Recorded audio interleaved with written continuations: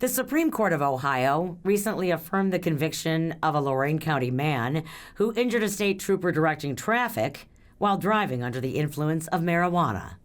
In a 6-1 decision, the court held this was the foreseeable consequence of Balmert driving with over 6 times the legal limit of marijuana metabolites in his system. Metabolites result from the breakdown of THC, the active ingredient in cannabis that results in a high. The evidence was sufficient to support his conviction of aggravated vehicular assault, the court ruled. Justice Fisher wrote, Balmert had a concentration of marijuana metabolites in his urine that exceeded the legal limit when he struck and seriously injured the trooper. The state presented evidence showing that the use of marijuana products can slow the user's reaction time and affect the ability to focus. He went on to say, viewing the evidence in the light most favorable to the prosecution, the trier of fact could reasonably conclude that Balmert's marijuana use was the proximate cause of the accident. During oral arguments, justices questioned the attorneys regarding the connection between Balmert's cannabis use for medical conditions and the accident. It's about foreseeability.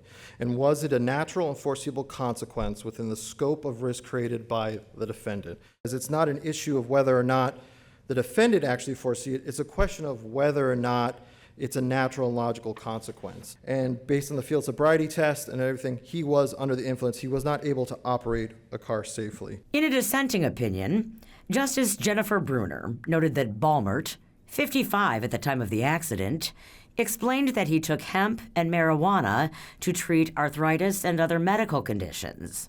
She wrote that the officers testifying at Balmert's trial stated metabolites in the system measure only the breakdown of THC and did not prove that he was impaired at the time of the accident. Justice Bruner maintained that the majority failed to provide any analysis related to how the metabolites in Balmert's system caused the harm suffered by the trooper.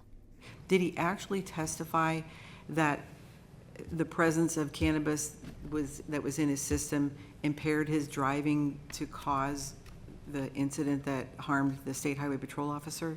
You are correct that there's no specific testimony that he being under the influence was that direct link. But Your Honor, given the fact that you can more than infer based on the fact that you have diminished reaction time and the fact that he's saying he's under the influence from the cannabis. And in this case, you know, with Mr. Balmert was acquitted of the actual impairment OVI, the state of Ohio was able to prove that his marijuana metabolites in his urine were in excess of the legal limit for OVI purposes, but there was no expert testimony to in any way demonstrate how the metabolites in Mr. Balmert's urine rendered him impaired.